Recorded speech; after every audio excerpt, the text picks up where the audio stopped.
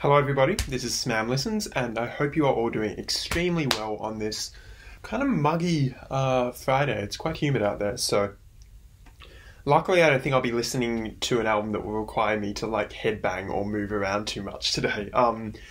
If you can't tell, we're doing another reaction video. This time we're acting on a piece of advice that a friend gave me. It's the same friend that recommended me the Don Cab album and the Sweet Trip album, so he hasn't had that good of a track record so far for me, if I'm honest, but yeah, so he recommended me to listen to this one now. And this one is quite beloved in the experimental music community. It's definitely still on the more obscure side as far as, like, you know, the modern musical canon goes. Definitely a music nerd sort of album. But I've been told this is an album that's been, you know, like, that's entrenched in influences from bands like Throb and Gristle, bands like Suicide from the 70s, a bunch of these sort of experimental pioneers of that time, like Nurse with Wound, like Merzbow, KG Hino, those sort of influences. And that really perked my ears up, and that made me kind of excited to check this out, because I love a lot of those groups and bands and musicians. And it's been a while since I've listened to something that's like truly experimental, like properly experimental.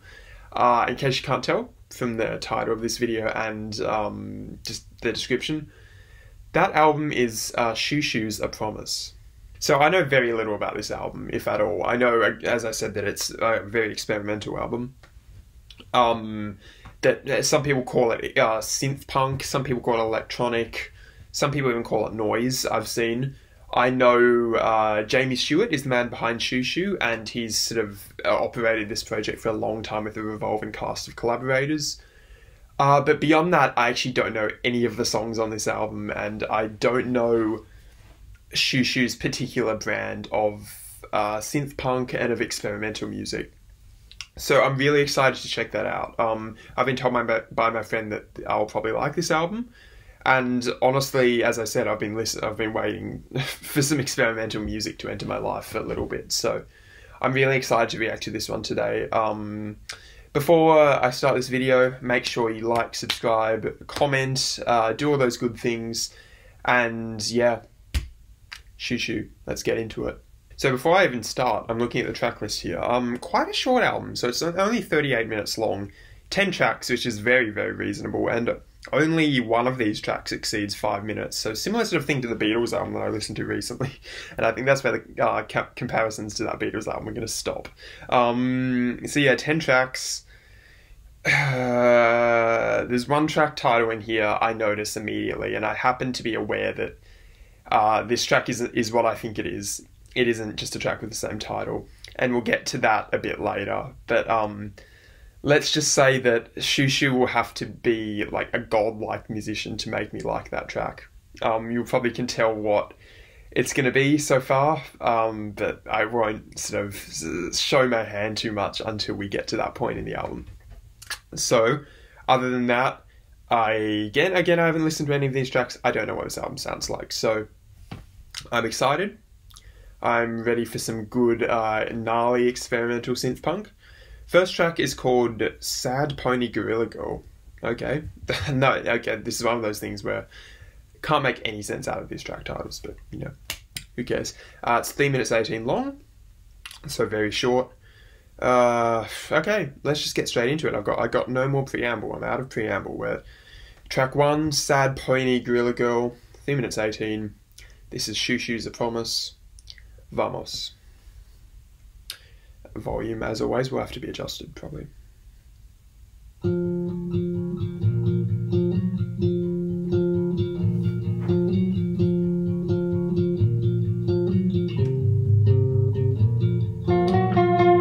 Oh, wow.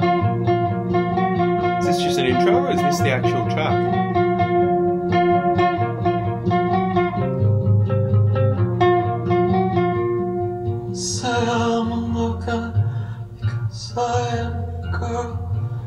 Say I'm stupid because I am your girl. I did not expect to hear this to start off the album.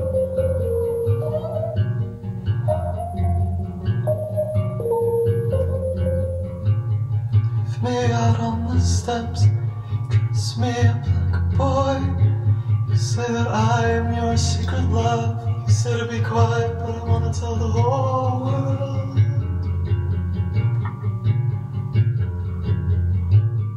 So I'm very quiet, I'm just...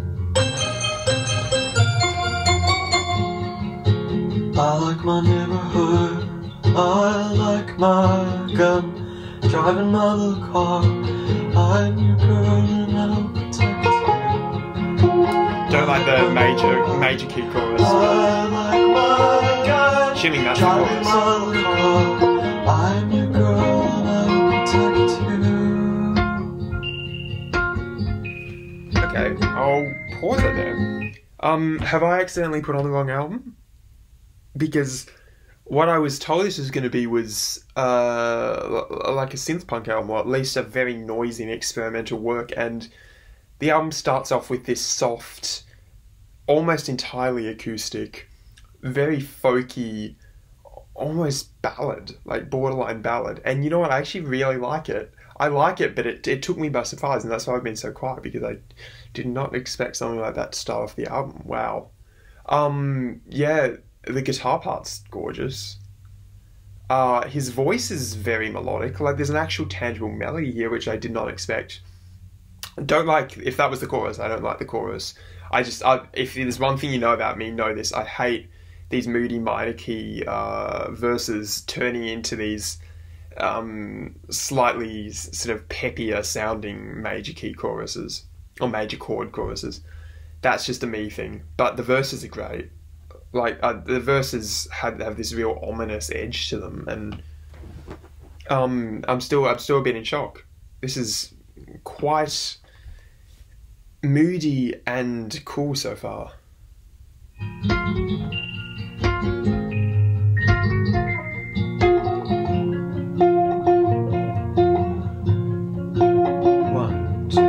One, two, three, one, two, three, one, two, Did it in the back of my little car, roll up my pants and fix my bra. Going home, go home to your kids. I'm gonna be quiet and I'm gonna tell the whole block.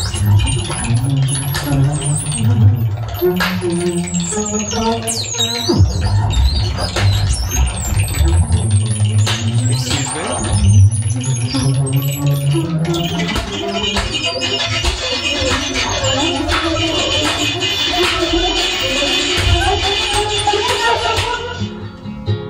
I like my neighborhood, I like My poor ears. gun. There's the noise I was Driving waiting my little for. car, I'm your girl and I will protect you. I like my neighborhood, I like my gun. Driving my little car, I am your girl and I will protect you. I like my neighborhood, I like my gun. Driving my little car, I am your girl and I will protect you.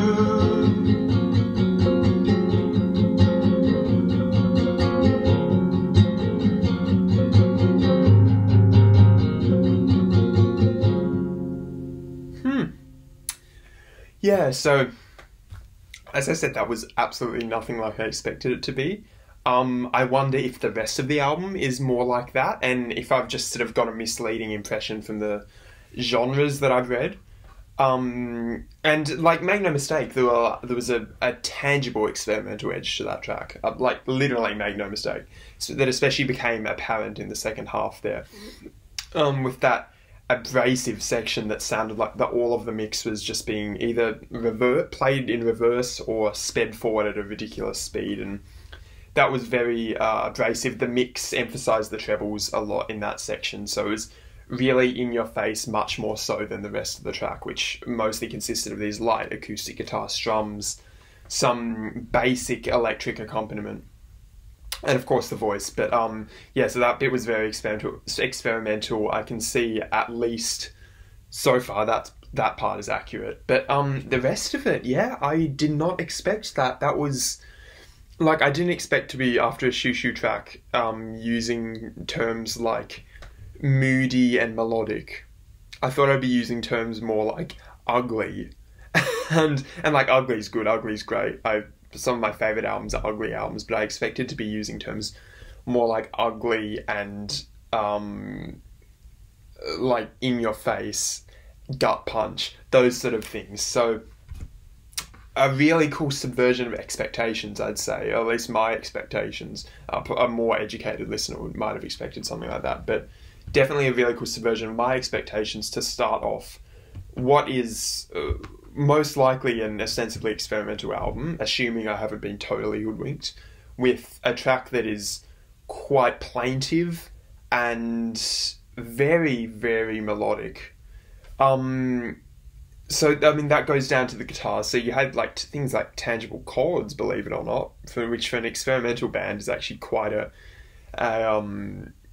thing, like quite a big thing. Yeah, so you had these light, very sort of bassily produced, that's not a word, but I'm going to use it, bassily produced acoustic guitar to sort of fill out the low end. Some cool minor key or like pentatonic little guitar lines too. I don't know if that was a guitar or some synth, but they were these bell like na na na na na na na sort of melodies, which I thought they were a nice counterpoint to the very bassy guitar. And then you had the vocals, which were like definitely affected. Like it wasn't a clean timbre of voice at all. The main guy, I'm assuming that's Jamie Stewart singing. He has a very sort of nasally, what's it good at? Like a very nasally and almost atonal way of singing. And not only that, but he uses a lot of double tracking in that song. So he layers his voice, but I think slight variations of the vocal melody on top of each other to create this interesting sort of sense of unease and discord between the, just within the vocal line itself. So I think that's really interesting. As for the actual melody itself, very good in the verses. Loved the minor chord changes in the verses. Chorus, as I said, not crazy on. I don't like when you get these sort of, these slightly triumphant sounding, even though it wasn't a triumphant, like it's a very depressing song, ostensibly. But you get these triumphant sounding chords in the chorus, and I'm just not a big fan of that because I don't think that's an effective way to release tension at all in a song if that's what they were going for. But yeah, so you get that, which, could be better. I think that whole chorus section, the refrain, could have been much better in all areas. But I mean, it's worth it entirely for the verses, worth it entirely for the way it subverted my expectations. What else? Yeah, I mean, there's not much else because there weren't many like layers going on there. It was a very simple song, very simply produced, very sparsely arranged, like 2 or 3 or 4 musical layers at maximum, and it just created this vaguely unnerving and vaguely uneasy start to the album that I think, depending on how it's followed up, could actually be a really ingenious start to the album that I would not have seen coming, and I would not have done if I was in Xiu Xiu's position. So I would have mad respect to Jamie Stewart and whoever else is involved for subverting expectations in a really cool and interesting way.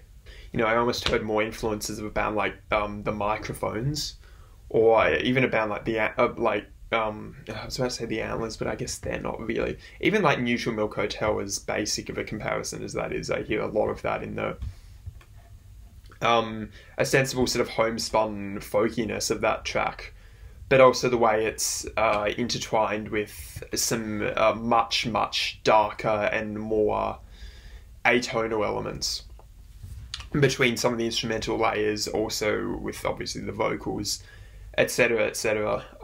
But yeah, at its heart there, you had a very simple track, and I was not expecting that. So we're going to move on to track 2, and to be honest, I'll be surprised if track 2 follows in the vein of that first track, given what I've read about this album.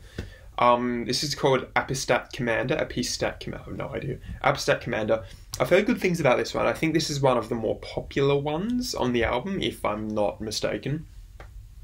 4 minutes 35 long, so it's I believe the third longest on the album. So be interesting to see how Xiu Xiu follow up that very somber and largely melodic first track.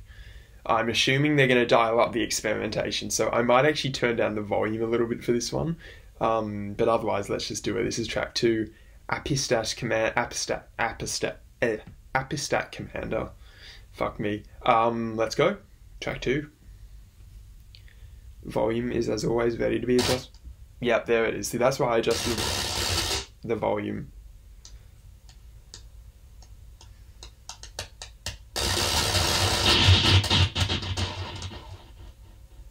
Oh dear. Oh, okay, we got a beat, I think. I'm nervously adjusting the volume upwards.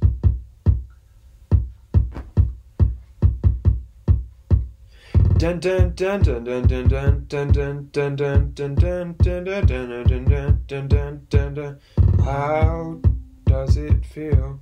Along the rocks,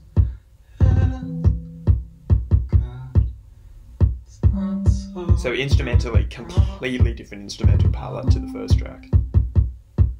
I bite my tongue. Similar melody to the first track. This chance to drop off. Very sparse. Very sparse. I'm waiting for it to like explode.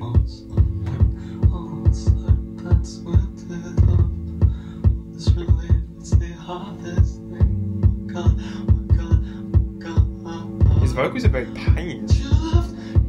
For someone, all of a sudden that's wilted off. All this relief, it's the hardest thing. Oh my god, oh my god. I wish I could make out that.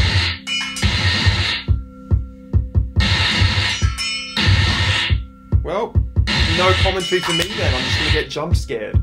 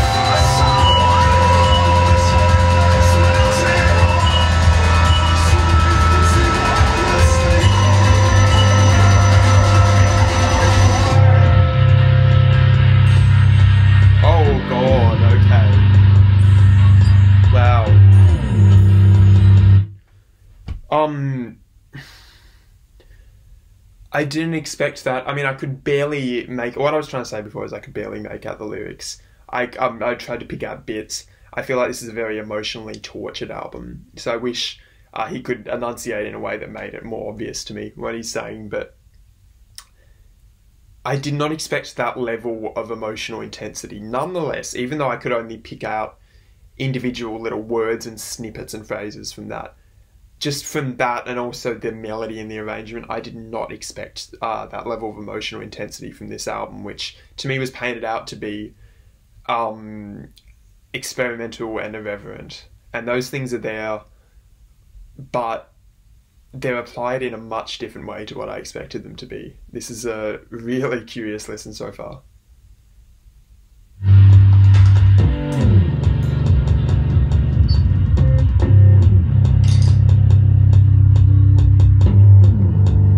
Nice bass, well produced.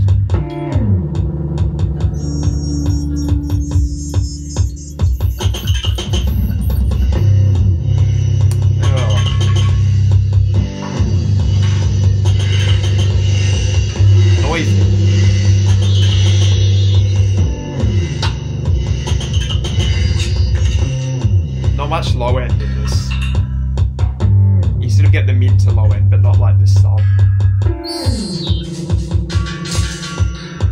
Lots of high frequencies.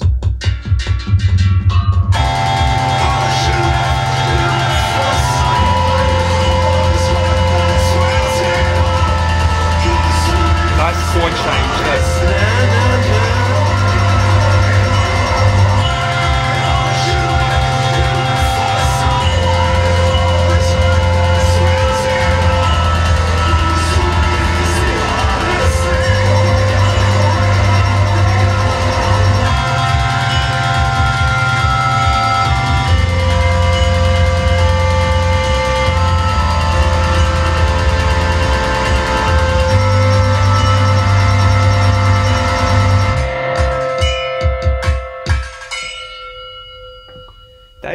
Sounds like kitchen percussion, like pots and pans and stuff. Is that what that is?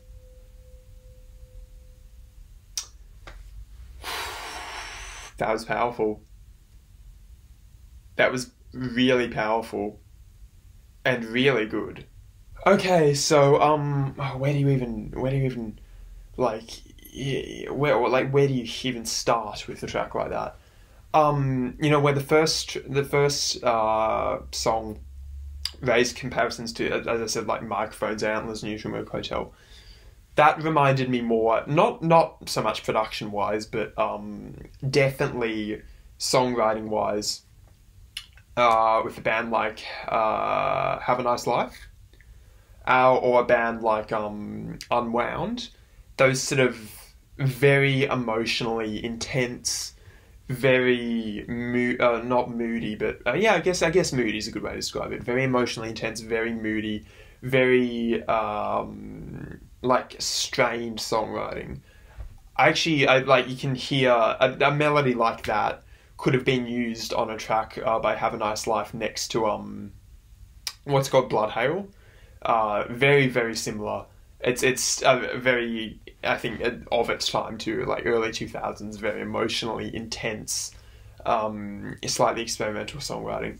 Yeah, that chorus, if you can call it that. I mean, it's with experimental music like this, a lot of stuff like that, terms like that, get completely thrown out the window. But that refrain, that chorus, if you can call it that, the melody was so beautiful.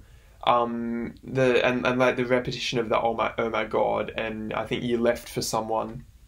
Again, I'd love to know the full story behind these lyrics, because as I said, I can only pick out like individual moments and phrases that the mix, and the way he sings allow me to pick out. So hit me up in the comments. I'd actually be really interested to know more about this track and this album in general, lyrics wise at least. So from what the bits I got out of it, I could tell the air was of this emotionally charged, very loss-tinged song. And yeah, the melody had this sort of air of wistfulness to it, with the na na na, and the chord change on that was just sublime. And then the repetition of oh my god at the end, fantastic. The way that vocal melody was actually phrased, and phrased rhythmically, and also the notes that it hit, just absolutely sublime. I think that's how you do triumphant, sort of a triumphant anthemic chorus really well. I think the first track didn't do that nearly as well, but that's how you make that emotionally charged anthemic chorus really work, even though it's under so many layers of experimental Xiu Xiu stuff. The mix there in the chorus is very dense, lots of muddy mids and highs, very percussion heavy, and everything else was sort of pushed to the back a little bit, so you could only just faintly hear the vocal melody, but it was still I guess that's testament to how good it was, right? Because it was impactful enough to really stick out for me above everything else that was going on. So yeah, the percussion was full of these, junkyard elements, sound like pots, pans. The electronic parts of it were really interesting too. I like how it started off with this very sort of deflated, sad sounding kick drum. Like there was no force or power to it, power to it at all. It was just this pounding little blip of a kick drum that went in all these sort of spastic different rhythmic expressions. That was very, very cool and very, very interesting. Of course, you had your pots and pans and those sort of sounds to fill out the mix a little bit more, have a bit of a tonal percussion sort of sound. Yeah, there were just so many other cool moments in that track, from that bass that came in, especially in the middle, which is the closest this album has come to like a proper sort of subby bass sound, where the rest of it is very high. And I like the sort of glissando it did between those, like sort of thing. That was a terrible approximation, but you know what I mean. That sort of thing was very endearing, very cool. Wow. Well, I mean, what else do you say about? I think the main overall takeaway from that track was that spot fucking on vocal melody and chorus. Wow, sublime. It's really cool how I like bands that because one of my biggest problems, if we're going to sort of tie this into other bands, which is what I like to do, other bands that I've reacted to on this channel, if you compare that to something like a Don Cab track, where they use these experimental elements for like no reason other than being experimental and just, you know, being complex, etc., for the fun of it. But I love bands that can use, some of my favourite experimental bands like Throbbing Gristle, like Suicide, can use experimental elements, but they use them, they're not just like the means are not the end, they are the means to an end. And in this case, all of the experimental elements in that track were the means to the end of like this intense emotional catharsis, which, you know, a band like Don Cab can't do, and a band like Throbbing Gristle succeeds in, even though Throbbing Gristle is the other way. Like they go, you know, they use the experimental aspects for terror, like for sheer horror, you know, but this band uses them for really heart-wrenching emotional effect, and I just love that. So that was a sublime track that I need to like have several more listens to fully wrap my head around. Yeah, so I was pretty bowled over by how good that was. That won me over, that second track, completely. The first track warmed me up. Second track won me over. Let's see if the third track will just dominate me. I hope so. It's called Walnut House. So it's longer than the previous track, so 4 minutes 41. Cool track title. I actually like these track titles a lot. From what I've seen, they're sort of weird and oblique without being with still having this air of mystery to them and without sounding like total gibberish. So that's really cool. I like Walnut House as a title. Could be a future band name. I might steal it from Xiu Xiu and get sued. This is track 3, Walnut House.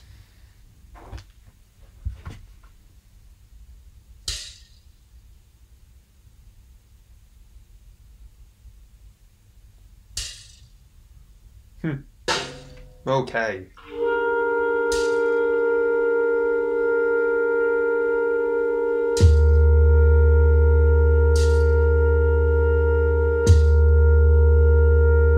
Very subby bass again, that's good. Oh, it's not a bass, there's a kick.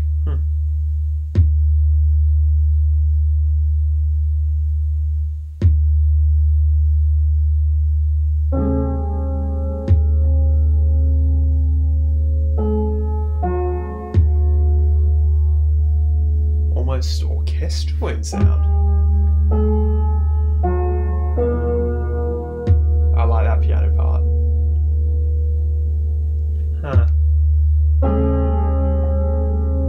I like that it sounds sort of far away, like a distant memory.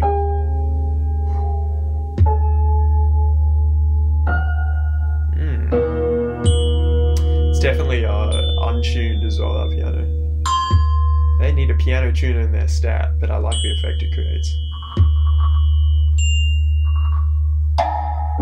Think about it before you spray paint. Don't worry, Mom. On the dumpster of the nursing home, they have as many eyes as a pineapple. Okay, now I can make out the lyrics.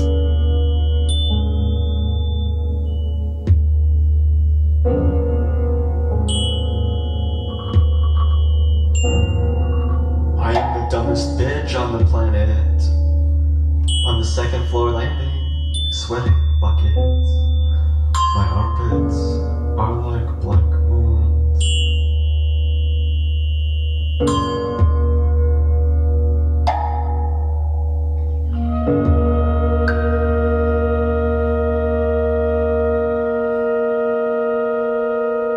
What's that, like a mellotron, or are those actual clarinets and things?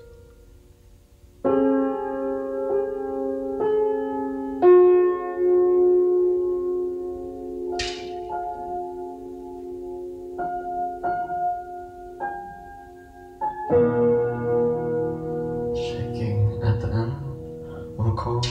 My leather daddy dancing very near. Like a sweetheart would.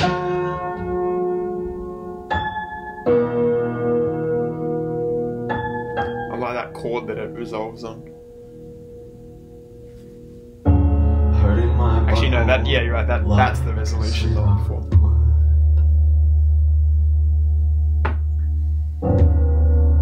My commentary on this is really terrible, I'm sorry. Its little tit mouth. I'm not commentating enough during the track. Little chickadee. Oh, it's little ruddy duck. I think I'm gonna have to look up the lyrics. I actually want to know what this is about. This is against my reaction protocol, but I actually want to know what this track is about.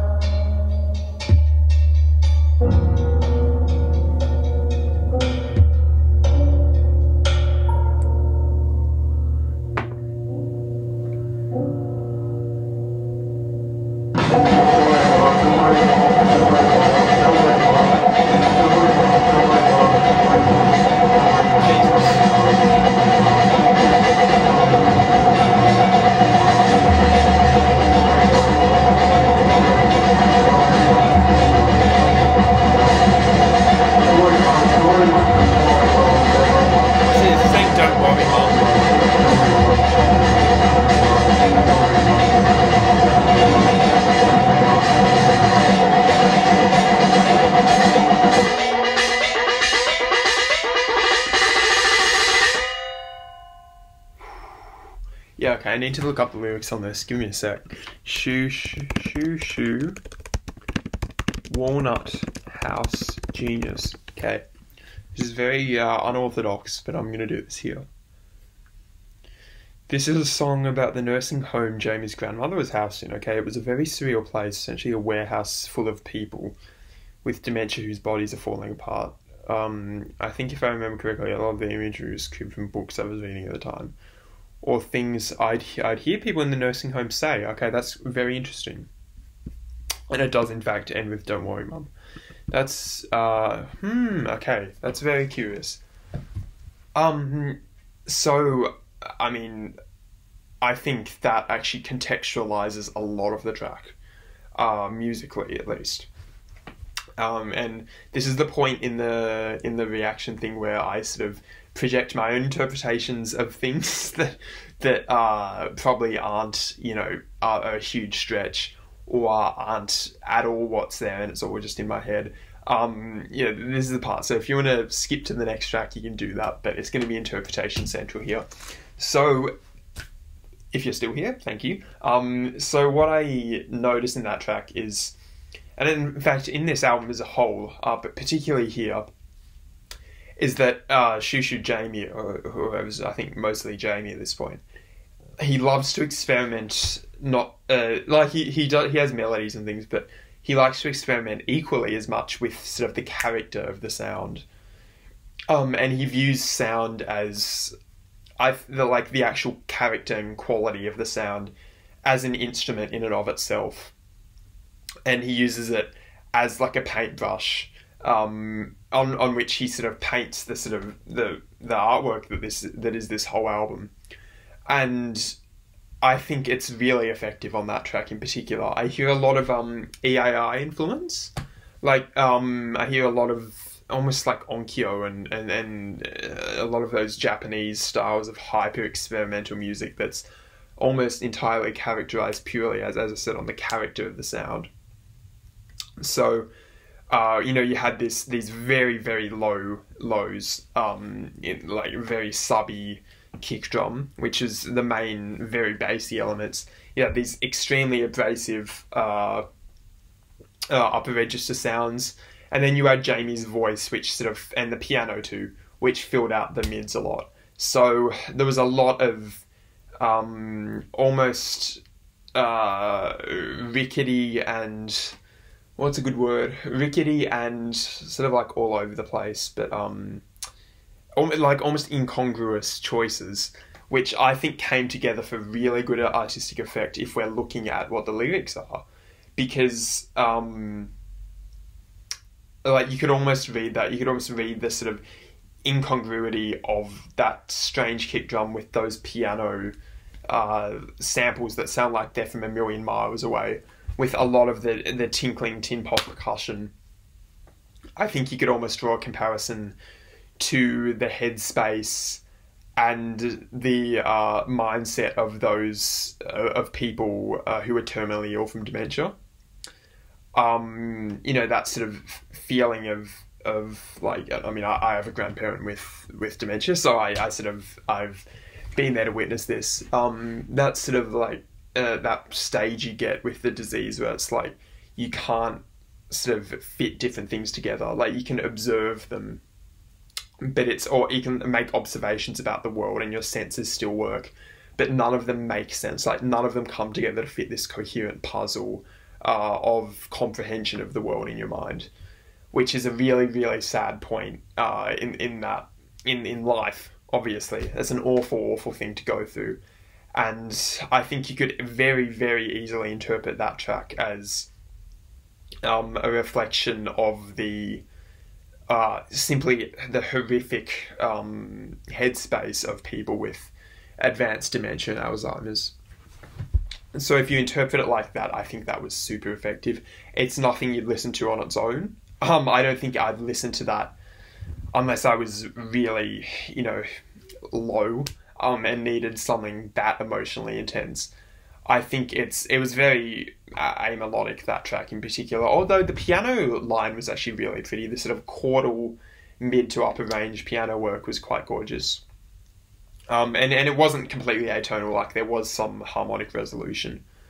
So I think that was quite gorgeous, but on the whole that isn't exactly what you'd call a melodic track. And I think as a soundscape and as sort of this EAI tinged electroacoustic strange fucked up art piece, I think that was supremely effective and worked very well in comparison to the more tight cohesion of track 2. I'm really liking this album so far, and unless it takes a big misstep, I think this is on track to be an album that I actually really love. Like, I genuinely mean that. I think the first 3 tracks have been just different enough and just unique enough, while also being cohesive enough to have this really defined musical character and defined cohesive effect on me as a listener. I think they're unnerving and fantastic. So let's move on to track 4. Keep this train going. I'm actually excited to hear this. It sort of cuts off on my platform, so it says, all I can read is 20,000 deaths for Eidelyn G.O. That's all I can read, and then ... I love that track title. I don't know the full thing, but I love it already. Quite short, so we're on the shorter side now. 3 minutes 16, shortest track so far. I'm interested. Let's go. It's probably going to be some ear rape at some point, but I'm used to it at this point.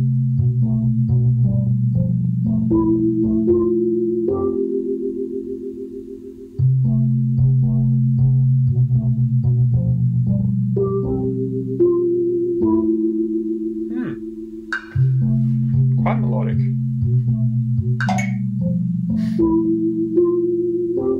Like how the reverb was just choked. Yeah.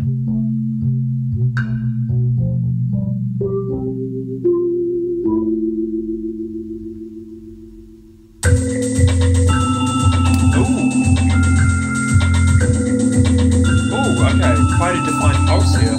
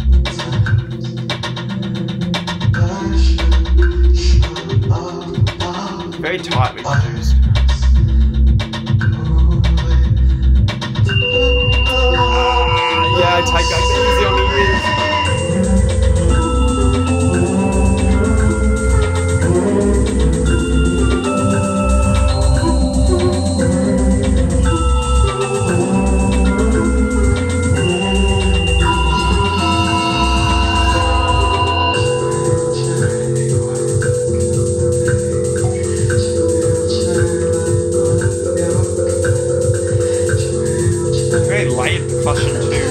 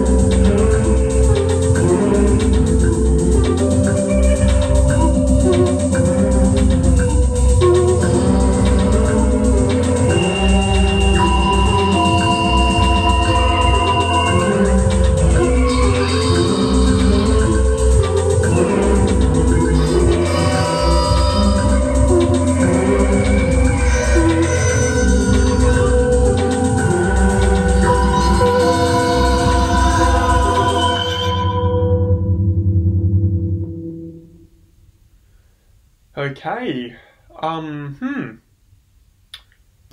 Interesting. So that was definitely the first semi-accessible track since the first run. So we've had a 2-track gap of some pretty hardcore experimentation, then we've come back. For the most part, apart from one little very noisy section, that was quite accessible, that was quite simple. I think it was perhaps a little bit less effective for it. I wouldn't call that track on the level of probably the first 3 tracks. Probably my least favourite so far.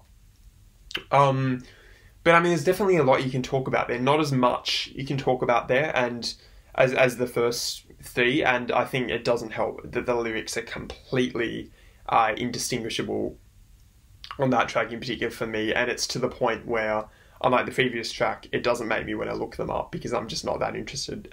But if you'd like to tell me because I mean, obviously, like, I'm just putting it out there, maybe the lyrics aren't that important if you can't understand them at all. So, if you'd like to tell me what the lyrics are about on that track, let me know. But, so on the whole, as an instrumental thing, you had this very tight, very layered percussion section with these sort of bit crush cymbal samples with a very light kick and quite crispy snap, or like rim click sound, and it sort of like accentuated every 8th note or 16th note, depending on how you look at it. So that was a very tight percussion section, which is, excuse me, not what I expected from this album. Actually, I didn't expect it to sound that distinguishable and not really muddy. And the other part of the instrumental composition was that almost like marimba-like synth melody in the background, which was alright. It was decent. The main melodic part I actually did like in that was at one point there was this synth sound that did sound like a sort of heavily sustained guitar or something, and it tapped out a little cool ascending descending melody, which I thought was quite good. But on the whole, the melody created by that marimba sound wasn't particularly distinguishable or like notable in the grand scheme of this album so far. But I mean, compared, paired with the drum part, it struck a perfectly decent little, not really contrast, but it was a perfectly decent little pairing. And I thought that was quite nice, and it didn't hurt the ears that much at all. But other than that, there wasn't a whole lot to that track to really get into.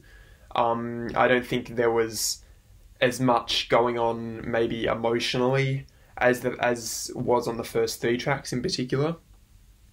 And I'll look like a total fool when I eventually read or get shown the lyrics, and it turns out it's like the most emotionally potent track, because knowing my luck, it will be. But I mean, on face value, I didn't really get that much from that. I mean, I can definitely hear the influences maybe of like Exotica, and sort of 70s like tiki lounge style, exotic Hawaiian sounding music. So you could possibly strike that as a comparison. I don't know. Left with very little to say after that track, to be honest. Yeah, I don't know. Look, they can't all be absolute total winners. But that was definitely the worst track so far, and least effective. Now, once I learn the story behind the lyrics, which I can't be bothered to do right now, I think my opinion could definitely change on that. So that one was sort of crippled perhaps a bit more by lack of comprehension than anything else. That's okay. This is a first reaction, remember. And I really cheated by looking up the lyrics to Walnut House, because I shouldn't generally do that. That's something I almost never do. So we're going to move on to track 5. Now, this is called Pink City, and a little birdie has told me that I need to watch out for this one, because apparently it's very loud, and it's sort of a noise track, and I need to be careful because apparently it can be a bit of a jump scare. So a little birdie told me that, so with that, I'm going to sort of throw caution to the wind and launch straight into it, but I have turned my volume down a little bit, just a touch, so I can adjust that as we go. So this is track 5, shortest track, 2 minutes 13, Pink City, let's go. Yeah, I knew it.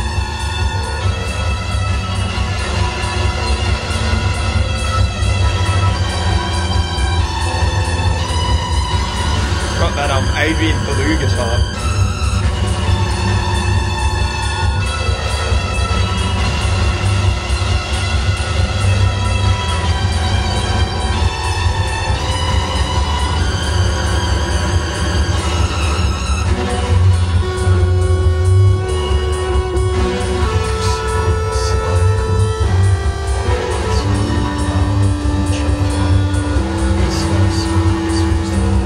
Very noisy. Interesting choice to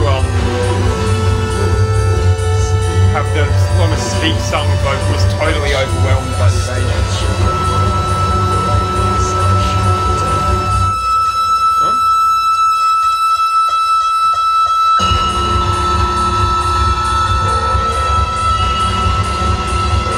Yeah, very noisy.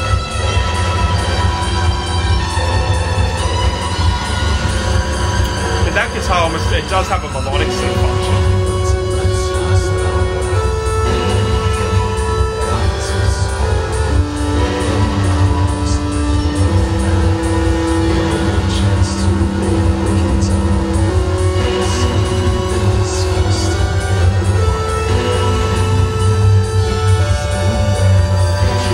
That's quite a nice melody, but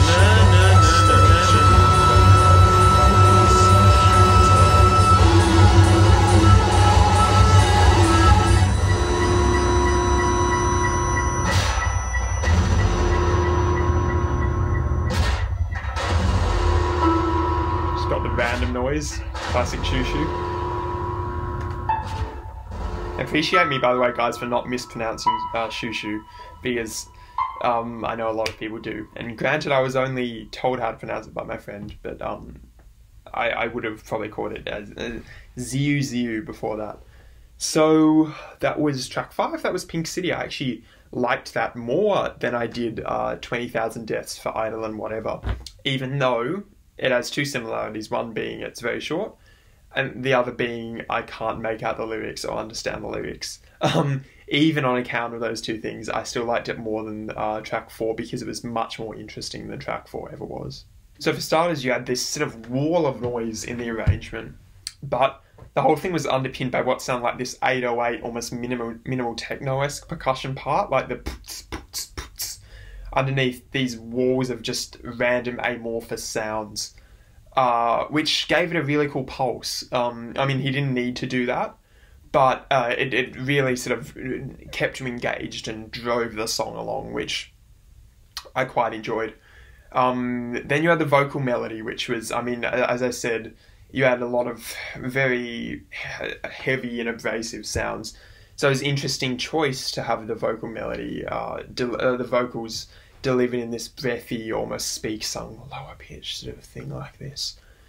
Which is, yeah, as I said, very interesting artistic choice. I think it quite worked because even though it was definitely overwhelmed by the rest of the mix, it stood apart from it. Like the bassiness of it definitely worked apart from the rest of the noise. And as I said, classic Xiu Xiu thing, by the sounds of it, is to play with the character of the noise, like the timbre and the tone of just sound in music, rather than, you know, like just experimentation for the sake of it.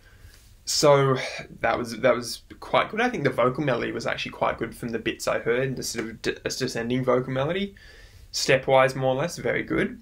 I actually, yeah, as I said during the track, there was that very abrasive, almost vacuum cleaner sounding guitar part, which Drew helped me draw comparisons, as I said, to Adrian Blue and his sort of work with earlier with mid-period King Crimson, and also, you know, Nine Inch Nails, the other bands he's been involved with. I definitely hear that, possibly as an influence in the sort of very noisy, very affected sound that the guitar had, very treated. But it had a strange melodic function, so the noise there was actually used to melodic ends, which I also thought was really interesting, and I quite liked the melody that it hit, even though it was sort of a bit obscured by the noise, so you sort of had to work to hear it, but eventually you did hear it, and I thought that was quite good, and I liked how that played off the vocal melody.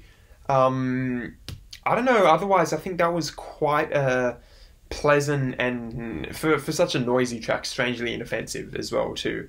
I thought it was a very pleasant track, considering its length, and also was quite fully formed considering its length. Certainly more so than track 4 was, in my opinion. So I think that brought it up more to the quality level of the first 3 tracks, which is really cool. I think it definitely is sustaining my attention into this second half, because the first half has been pretty great so far, to be honest. I mean, it is a short album, and it's sort of hard to believe that it's almost halfway over. It is, in fact, halfway over by now.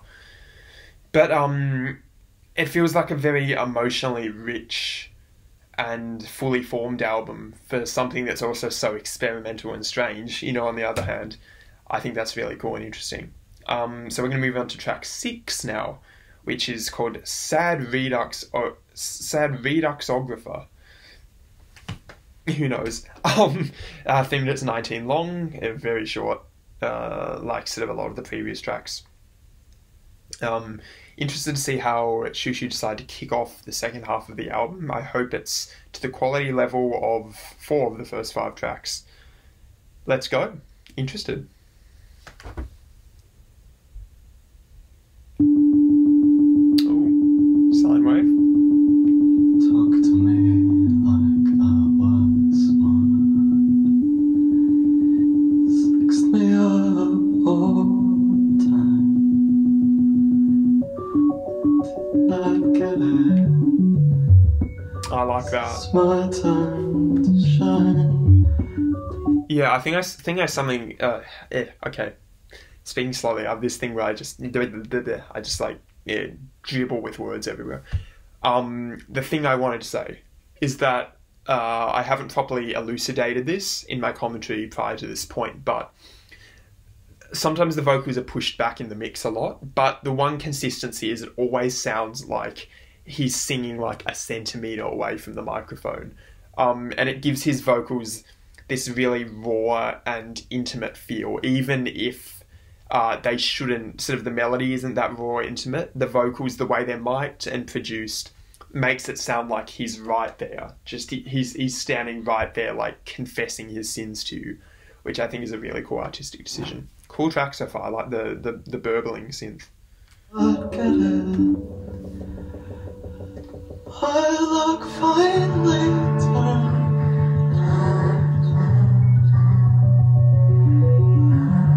Oh, some cello? Yeah, cello.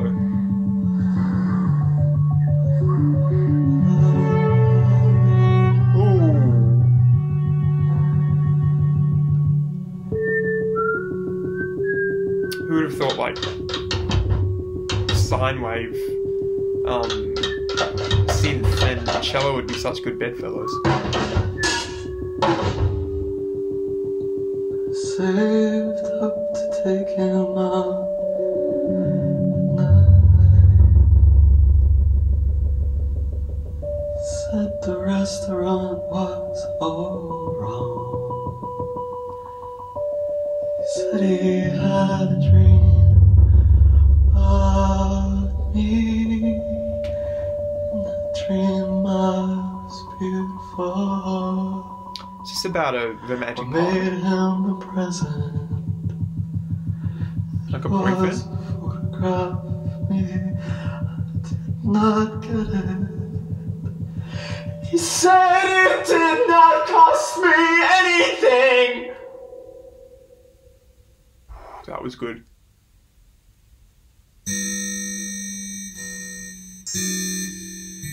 That was cool.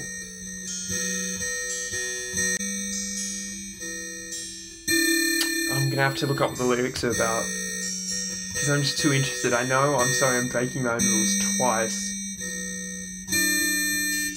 but the lyrics have really interested me.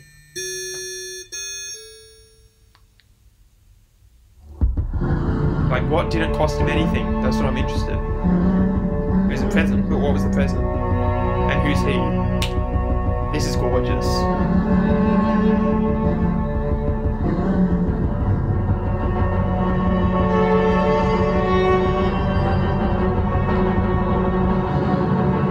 What was the present, Xiu Xiu? And who's he?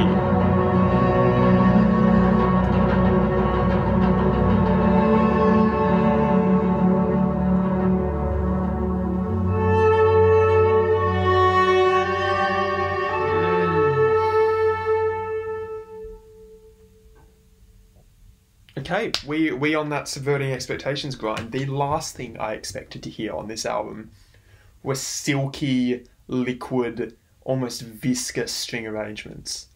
But there they were. And they were fucking sublime. That string arrangement there, especially how it just started with cello, which really, I think, complemented the very treble-heavy synth parts. And then evolved into basically a full string quartet by the sounds of it at the end there, was just unfucking real.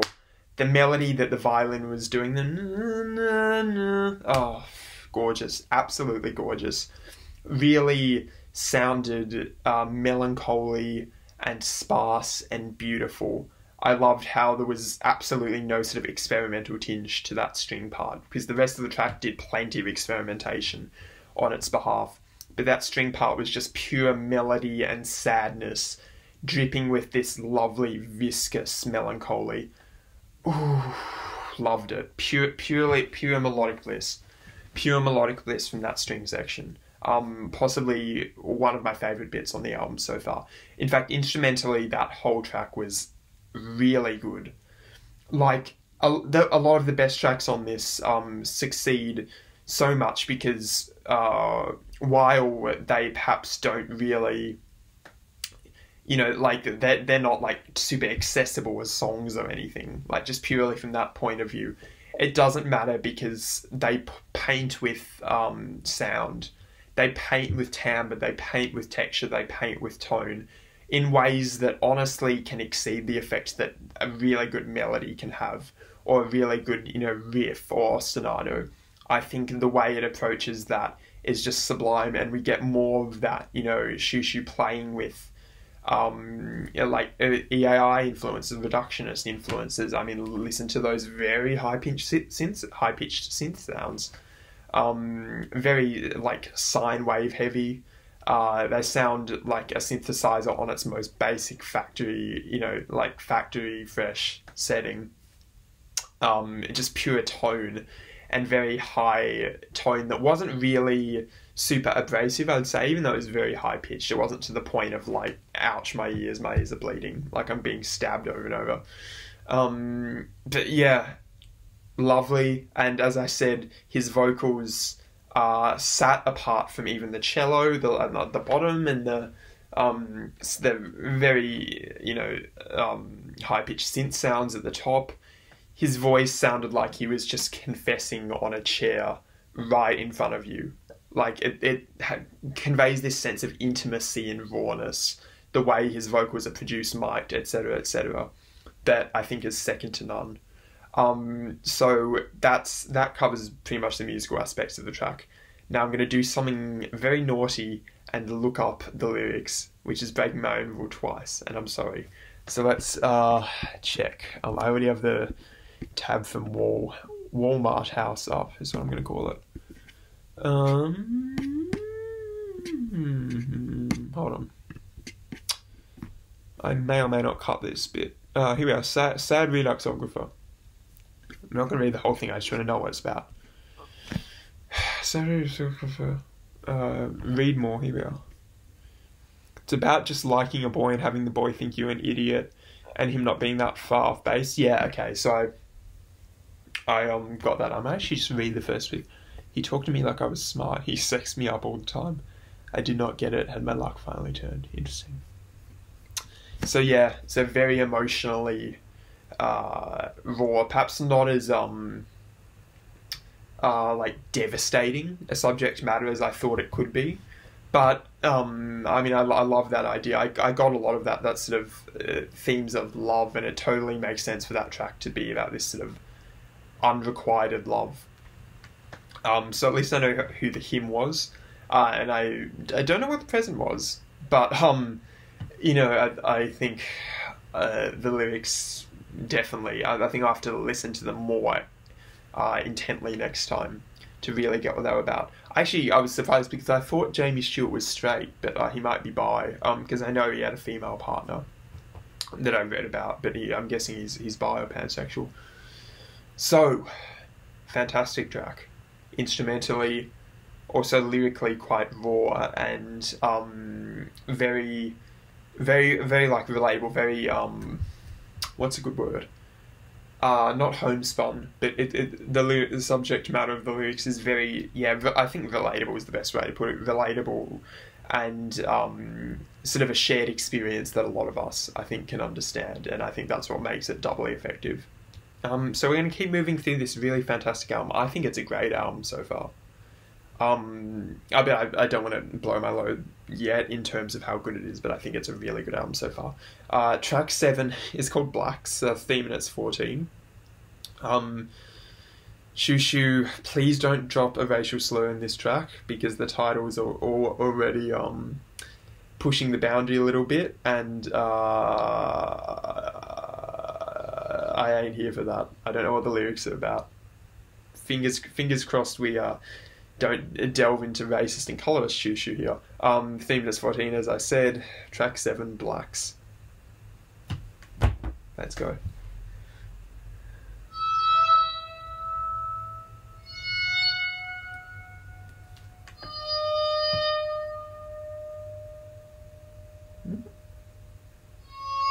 Yeah, there it is.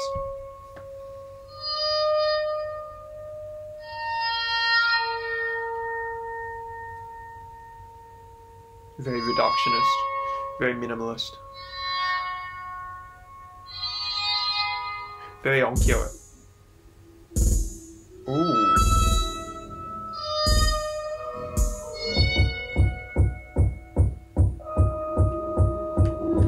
He likes to contrast these ostensibly very oh wow. These ostensibly very acoustic and raw sounds with these very electronic ones.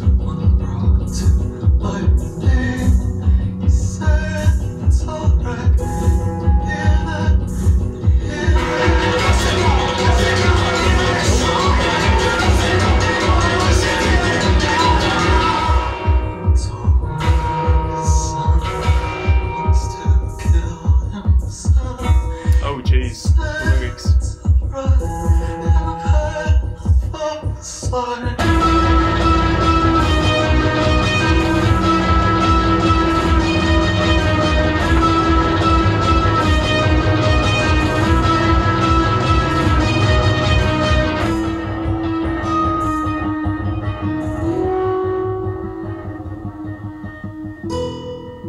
Wow.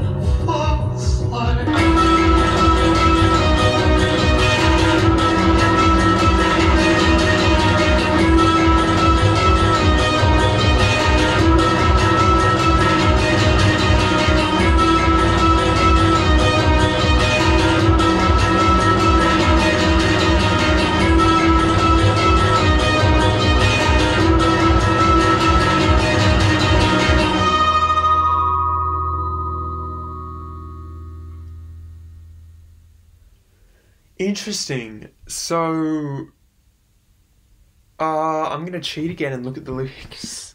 I'm sorry, guys. The reason I don't normally do this is because it sort of ruins the purpose of a first reaction. But when you sort of can't make out a lot of the lyrics, it's harder. And also, I'm just really interested, and also fuck rules. So I'm just gonna check the lyrics. I just want to know what they're about. Blacks is one of the most unpredictable songs on the record, yes. In it, Jamie mentions his dad and how he confessed to him that he wanted to commit suicide. Wow, okay. Oh, his dad... Oh, no. His dad killed himself. Oh, that's awful. That's awful. Okay. So that makes... that contextualizes a lot of the track and makes it doubly as emotionally intense as it appeared on face value, because make no mistake, that was very emotionally raw from the outset, just musically. But the lyrics with it, man, that's just devastating, really devastating. My full thoughts go out to Jamie. I mean, it almost feels reductive to actually talk that much about the music, you know, when it deals with such awful subject matter and such deeply personal subject matter like that. I will say that I think you can definitely draw comparisons arrangement-wise to something like that and Apistat Commander, track 2, with these, you know, quite quiet, slightly tense verse sections mixed with these extremely heavy, noisy, abrasive, and very full-bodied choruses that have this real defined sense of pulse to them. I think it very much followed that same sort of formula. I mean, I didn't find it quite as cathartic sounding as I did Apistat Commander. I think that track is hard to beat in terms of that formula, but absolutely nothing wrong with that track at all. I liked the quite strange sort of violin sounds that went through it. I also liked how that was sort of a subversion of what the strings did in the previous track, because the previous track, the strings were very pretty and almost orchestral in sound, like classical almost. In this track, they were dissociative and all over the place and very loose and amorphous. So I don't know if that's an intentional thing in the sequencing. I wouldn't put it past him, because I think that creates a really interesting dichotomy between the two, the sounds of the two tracks. I mean, yeah, I think the only reason that it didn't sound quite as cathartic as the previous track was just I don't think there was as much of a really great melody, perhaps, in the chorus to latch onto, and in the absence of that, I don't think there was as much interesting sound play either, which is what gets a lot of other tracks on this album really through, is how they manipulate sound, and I don't think it was perhaps quite as interesting on this one. I do like some of the electronic drum parts that were especially evident in the quieter sections. Pretty fantastic. Not a big fan in the chorus of that. Sounded like a guitar being hit with a drumstick or something, like an acoustic guitar being hit with a drumstick or a bass being hit with a drumstick. Not a big fan of that. I think it had this sort of thudding and clangy effect that I wasn't a big fan of. Just sonically, I think there could have been some better sounds to take its place. But, you know, that's a minor quibble in the scheme of things. Musically, that was fine. Lyrics very intense, and this is another one where I'm going to have to, you know, listen again sometime. Probably immediately after this, to be honest, with the lyrics, like, up in front of me so I can follow along with it, you know, perhaps to contextualize the track more. All I'll say is that that's raw, and that's probably the most intense subject matter I think I've ever listened to on this channel. Maybe some of the most intense subject matter I've ever heard, full stop. So that's crazy. But yeah, that was a perfectly serviceable track instrumentally rather, and truly devastating lyrically. And hey, at the end of the day, he dropped 0 racial slurs in that track, so you know we're winning. We are winning as Xiu Xiu fans. Track 8, we're going to move on. So this is the final 3 tracks of this really good album so far. As I said, genuinely great. Yeah, track 8 is called Brooklyn Dodgers. No clue why he decided to title it that. 3 minutes 51, so we're in the longest track since Walnut House, so we're elevating the track lengths a little bit. Let's go. Interested to hear it. More intensity and all that. Sorry, I walked away.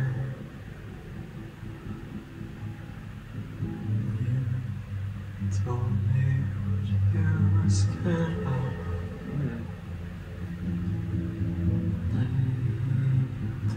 You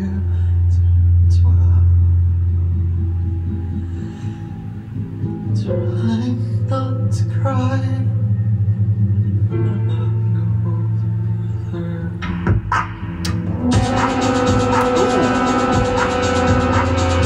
Listen to that dissonant piano part.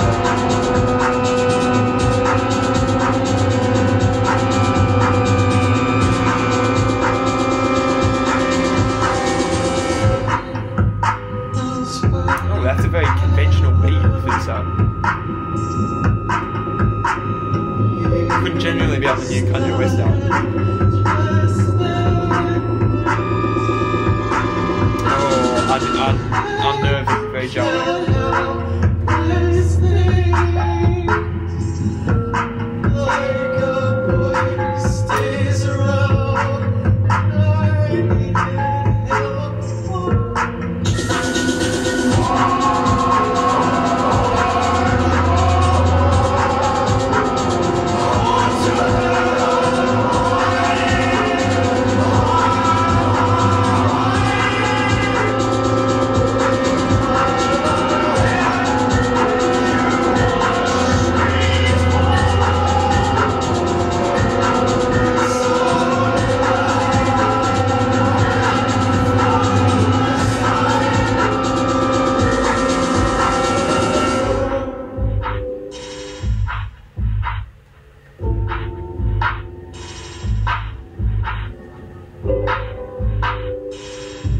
Piano's used really well on this album.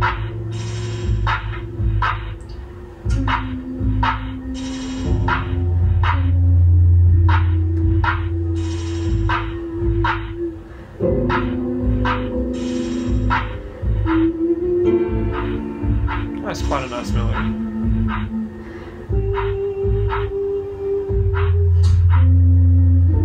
Oh yeah, this is pretty. This is a pretty section.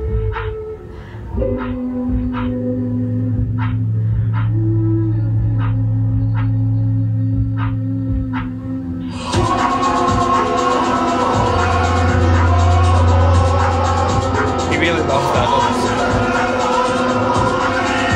He really loves just these loud, quiet sections. It's very Xiu Xiu.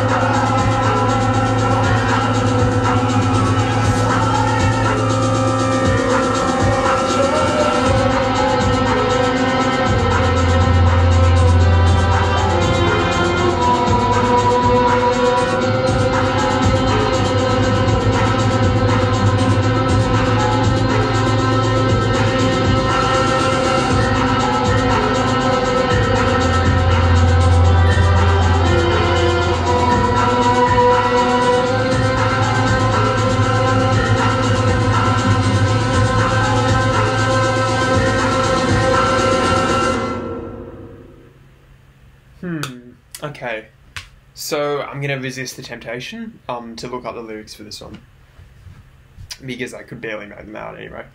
That was interesting. There were some elements of that I really liked. There were some elements of that I was a bit more like neither here nor there on. Elements I really liked. Quite liked the beat. Quite liked the very steady, almost hip-hop-esque pulse that it gave the song. I think that's a very interesting element to contrast from the previous tracks so far on this thing. Other element I liked, that little hummed section around the middle before it went into the last refrain. I thought that was very pretty and raw in sound. I think some of the piano work was quite cool. There were some very dissonant chords hit that had this real tension and unnerving sound, which was pretty cool. Yeah, otherwise, sort of hard to differentiate that song too much from the previous song, Blacks. I felt it sort of followed a very distinct formula that starts to get a little bit stale at this point of the album. You know, the formula of start with these amorphous sounds, eventually they sort of coalesce, then this loud passage, like really loud refrain where Jamie shouts, then we get this quieter section maybe with something melodic going on, then this other really loud refrain, and then the song ends. Because that's been used pretty much 3 times. It's been used on Apistat Commander, which did it fantastically, used on Blacks, which did it decently, and then used on Brooklyn Dodgers, which I think it lost a bit of its sparkle and luster on that in that particular instance. Now, I don't know, there was just not much. That felt like the most featureless track so far. Like, if you ask me to describe how every song on this album sounded so far, I think I could do it like down to an exact T, because all of them have their own sonic character, except for that one, in my opinion. I think the main part you probably could talk about is that hip-hop sort of beat, that quite defined electronic beat, which was an interesting element. I don't think it was mind-blowing or anything, because it wasn't as sharply produced, perhaps, as it could have been if it wanted to be, you know, super, super mind-blowing. But yeah, that's the only element that really set that apart from the other tracks, in my opinion. So, like, that's a track, that's the definition of, someone's texting me? Oh, no, it's over there. That's the sort of track definition of, like, a 6 out of 10. Like, it's fine. Did it detract from the album? I think, like, 20,000 Deaths did. At least 20,000 Deaths was unique. That wasn't really as unique. Yeah, I can't say, it's already, like, I've already finished and it's already sort of, a lot of it's disappeared from my brain. Like, the main part I can remember is that hip-hop beat. I don't really remember, I remember the hold your head up high part of the refrain, but that's about it. So that was a bit, it could have been left off. I think that could have been left off, to be honest. But, I mean, the rest of, a lot of the rest of the album has been so strong in comparison so far that it really need not matter, honestly, in the grand scheme of things. And hey, it looks like we're going to get onto a track that I'm going to hate even more. Fuck me. So, I'm assuming this is the Tracy Chapman Fast Car we're talking about, so I'm assuming it's a cover of the Tracy Chapman Fast Car. Now, Fast Car by Tracy Chapman is one of my least favourite songs of all time. It's probably in my bottom 10 songs of all time, in fact. It is an emotionally manipulative, cloying, and thoroughly phony and poorly, just ill-considered, like, sham of a track, in my opinion. I hate that song. Again, I hate how cloying it is. I hate how it sort of does that Ed Sheeran thing where it gives you a lot of these specific details to make it seem more profound and, you know, world-defining. Like, it's meant to be some really deep, emotional masterpiece. And it's just not. Like, there are a bunch of sad songs that I love. There are a bunch of songs that bring me nearly to tears that I love. But Fast Car is not one of those. It is, especially if you know Tracy Chapman's background, where she grew up thoroughly, if lower middle class, she grew up thoroughly middle class and became a successful musician up to that point. It rings extremely false, just in terms of the grand scheme of her discography and of music in general. I hate that stupid, cloying acoustic guitar line. I don't like her voice. I think her voice has absolutely no character to it. I hate the chorus melody. Everything about Fast Car is pretty terrible. And I hate how sweet and cutesy that na na na na is meant to be. Fuck that song, seriously. Fast Car sucks. But maybe the Xiu Xiu version of Fast Car won't suck. It's 5 minutes 53 long. I'm probably going to hate this. Why did he need to include a cover of this stupid song? The album does not need a cover of this stupid song. I hate this song. Oh, it's going to be the same, isn't it?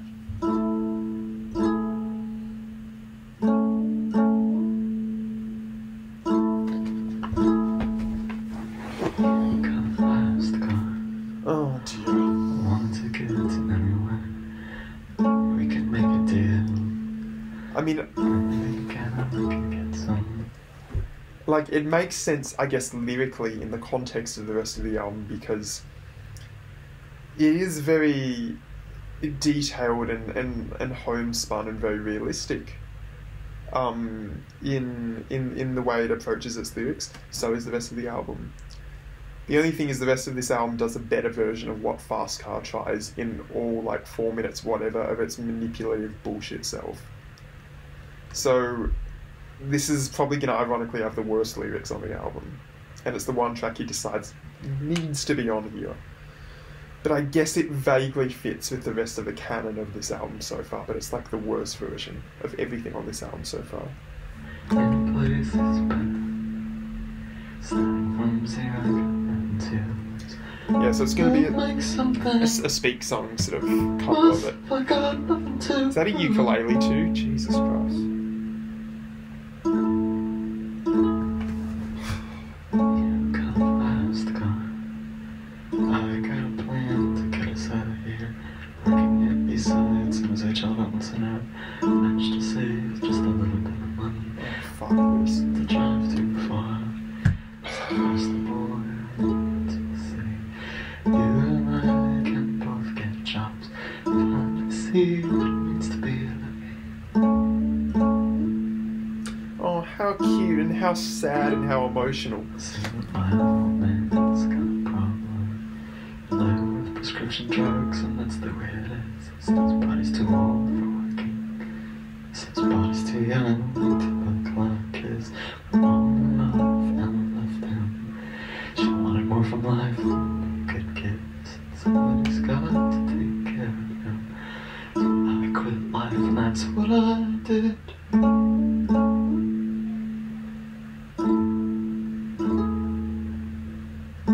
Got a fast car. Is it fast enough so we can fly away? You gotta make a decision. Can leave tonight or live and die this way. Reblog this if you cry every time, guys.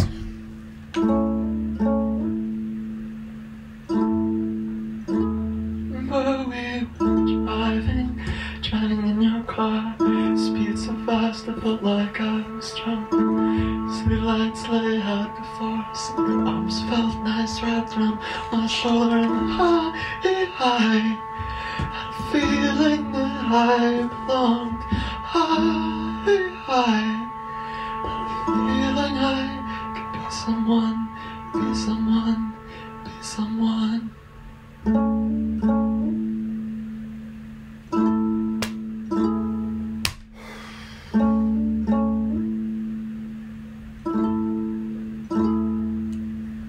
You got a fast car. We go cruising and entertain ourselves. We still don't have a job. And I work in the market as a checkout girl. I know things will get better. It's the, you know what this is, the song is? I'll keep promoted. It's the auditory equivalent of, like, one of those fucking, you know, American TV shows that is just there to make you, like, feel emotionally distraught and cry. It's like it's the This Is Us of fucking music, is what this track is. It is the fucking This Is Us of music. It is just emotionally manipulative, cloying garbage. And you know what, he doesn't improve it.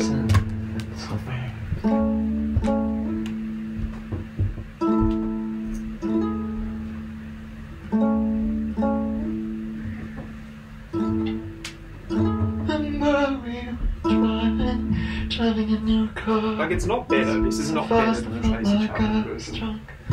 City lights. Like, giving it a sparser arrangement doesn't make things better all the time. My shoulder.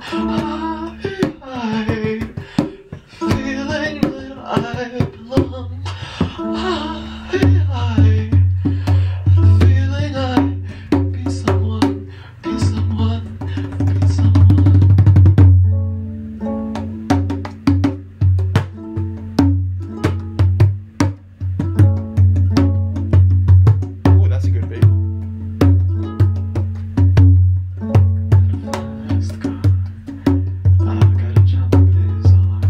keep it fucking tempo, JD. Jesus.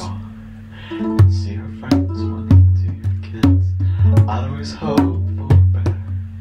Maybe together we could be more funded. Got no plans, we're going nowhere. Stick your first gun on the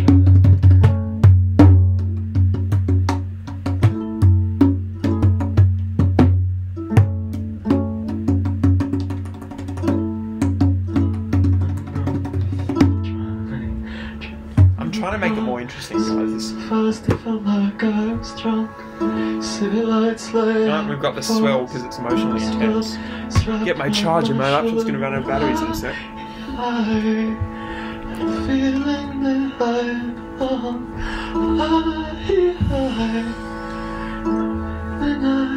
Is that gonna work? Be someone, be someone. Oh, come on.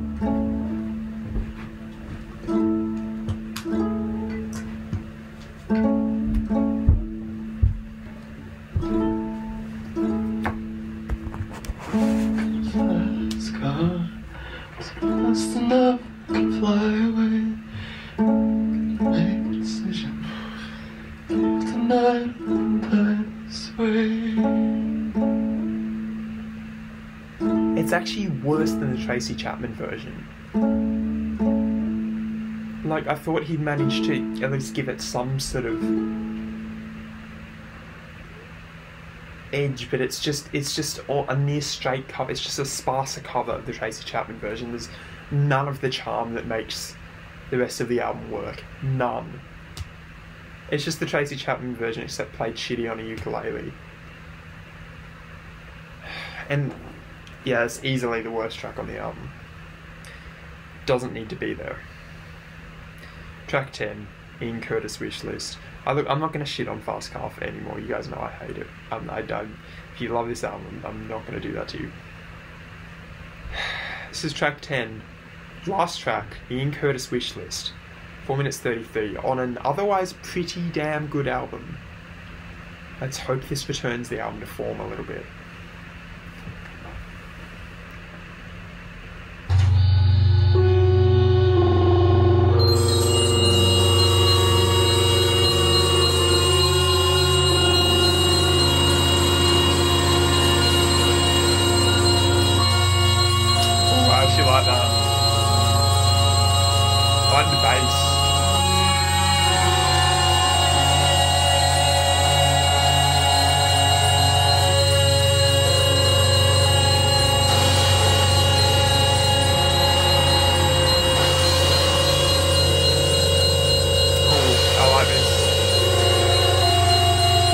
Chord changes are fantastic.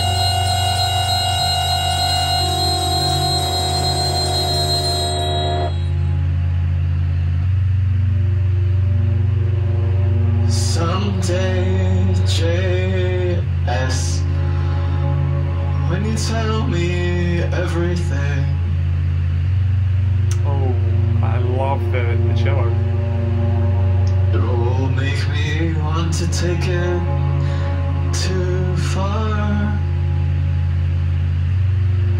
And when you ask me everything,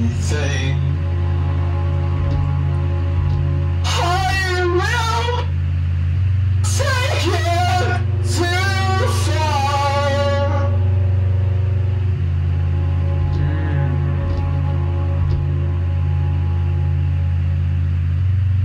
Wow, it's cool how sparse this has become after. The 2000 private loops making up my Ian Curtis. I can't believe I said wish list. Wow. Via heave and via gas. Is the Ian Curtis Seem like Wishlist a real thing? Actually be just wicked, stupid pride.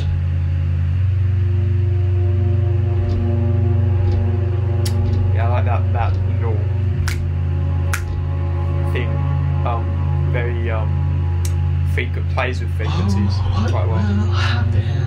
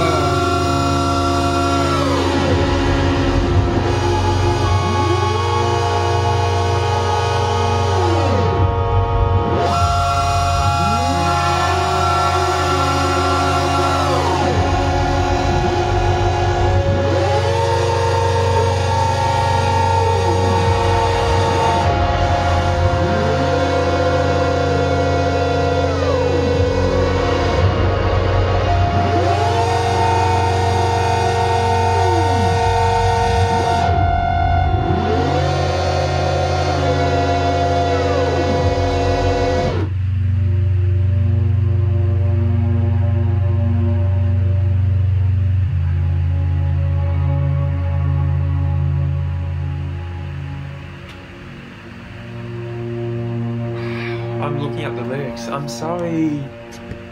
I'm sorry, guys. I'm checking the lyrics. Oh, it's not even going to tell me what it's about. Wait, I'm going to have to read them. Something... Ian Curtis Wishlist. Now, what is that? Wishlist. Hold on. An Ian Curtis wishlist is a list of things that you have convinced yourself that you want to happen, but that you know are never going to happen, but you've sort of deluded yourself into thinking they're going to happen.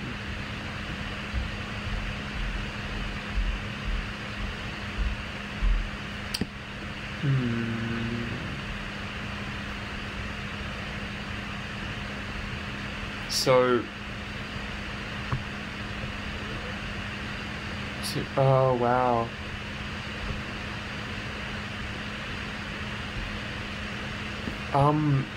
Okay, so I can't really make heads and tails of those lyrics.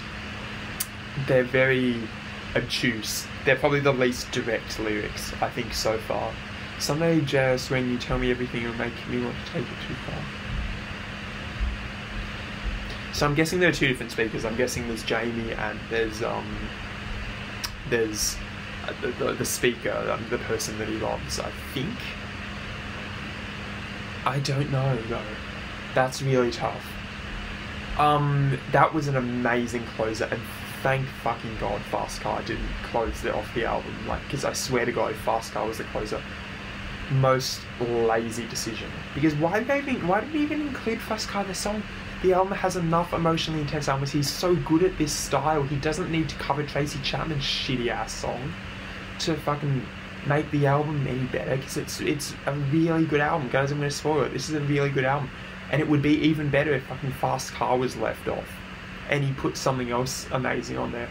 But I'm so glad that closed off the album. That was amazing. Like, that was amazing end to the album. I love how bare bones it was. I love how there were just two chords, the na, na, na. I love how bare bones that is. The cello played an amazing role. The end there where it got really noisy and you had all of these strange manipulated synth sounds that were all over the place, I thought that was fantastic, and what a moment of emotional catharsis. I loved the vocal delivery in that, and I loved how at the end there he just screams it out, JS, I am kidding. I love that so much.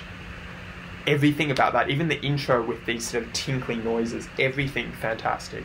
Fantastic, fantastic, intense song. If I could make like heads and tails of the lyrics more, I would probably consider that my favourite track on the album. So hit me up in the comments if you have your own interpretation, or if you know, Jamie said anything about what this means that I'm missing out on, because that was just so good. That album as a whole, I think without Fast Car, it would probably be an 8 out of 10, I'd say. Like a strong 8 out of 10, bordering on a 9. With Fast Car, unfortunately, I think I have to say it's a 7 out of 10 or an 8 out of 10. That's just a me problem. I hate Fast Car so much as a song, and unfortunately that cover, like, it was just Fast Car. Like, there were no bells and whistles. It was just a version of Fast Car, just with a bit, with all the arrangement taken out, and just Jamie and the sparse arrangement. And there's as good as Jamie's delivery is, as much as I like it, he can't convince me to love Fast Car as a song. So that's a shame. But as a whole, that's a really fantastic album. It is experimental without being aimless. It's abrasive without being joyless. It's emotional without being cloying and overbearing. And those are three things that are impossibly hard to achieve for an experimental album. So I have mad respect to Xiu Xiu for doing that. I honestly loved that a lot more than I expected to at the beginning. And I'm gonna wax and rave like this is a 10 out of 10 album, even though Fast Car has brought it down a lot. I loved the interesting dichotomy between the acoustic and the electric elements in that album. I liked how the electric elements were really electric and the acoustic elements were really acoustic. You know, you had these fairly untreated acoustic guitar parts on the album a lot. You had these piano parts that sounded quite sparse. And then they'd mix with these high frequency abrasive synth sounds and these very subby kicks and fucked up drum machine loops, all sorts of really amazing things, and that's to say nothing of the string work on this album for the most part. The string work on particularly this track and Sad Redux-O-Grapher just elevated them to a whole new level. Even on this track it was pretty simple, it was just a cello, but I think that was enough to really elevate it on a whole new level. I think it's an element that you wouldn't expect to hear at all on an album of this type, so I'm really glad it's there. It adds so much richness to the album. It's a really tight 10 tracks. I mean, there are 3 tracks that I sort of draw issue with in particular. The 20,000 Deaths, Brooklyn Dodgers, and Fast Car. Which, you know, Fast Car obvious. Brooklyn Dodgers and 20,000 Deaths, you know, are less vehemence for. But the 7 of those 10 tracks were just very, very strong. Very, very, very strong. And there's very little bad to say, honestly, about a lot of them. I mean, from the first track, which sort of is a nice little cool, somber way to start off the album, straight into Apistat Commander, which is this really triumphant but also emotionally just like gut-wrenching track, to Walnut House, which is this you know, bare bones, very disturbing account of a dementia ward or of a retirement home, to Pink City, which is a great little interlude sort of thing, to Sad Redux-O-Grapher, which is, I've talked about how good that track is, Blacks, which is really serviceable, does its job, and then Ian Curtis, and then I skipped 2 tracks, and then Ian Curtis Wishlist, which is just mind-blowing end to the album. I think there are so many amazing parts to this album that I love a lot, and it's a shame I can only really give it a 7 out of 10 because Fast Car just is just a punch to the core of the album that it does not need. But I mean, the highs on that are so high. Like, this is probably the album of the channel that has the highest highs and the lowest low of any album. And I'm just so excited to talk about the amazing parts here. I love also how it fits into, there's this, particularly recently, there's this sort of canon of quite like accessible length experimental albums made by experimental musicians that have really taken off. I'm talking like Dean Blunt's The Redeemer and also Dean Blunt's Black Metal. I'm talking Jim O'Rourke's Eureka. And this, I actually draw comparisons between those 4 albums actually, because they're short, they pack a lot of punch in a short period of time. They're weird without being completely all over the place. You can probably put Dance Manatee too, in my opinion, by Animal Collective in there. I think this album fits really well into that canon. And it's a really, really tight canon. Just generally, I love, as I've said, I've hinted at it many times, but I love musicians that can use experimentation as a means to the end, not just as the end. And Xiu Xiu, Jamie Stewart, uses the means being this extensive experimentation with frequencies and tones, timbre and texture to achieve the end, which is these gut-wrenching, like heart-punching, emotionally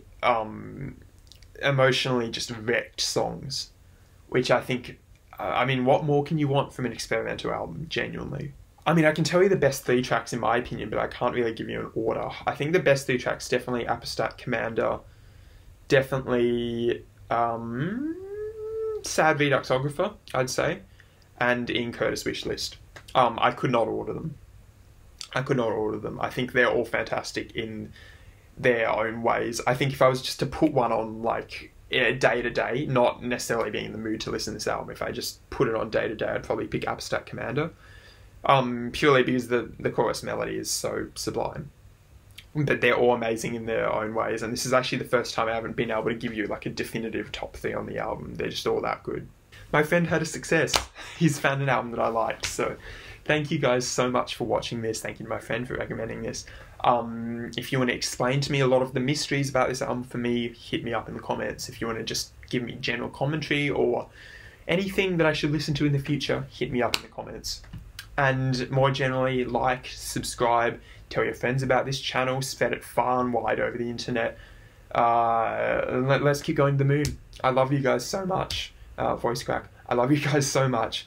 I'll be doing this to the day I die. Peace out, guys. Xiu Xiu, I promise. Great album.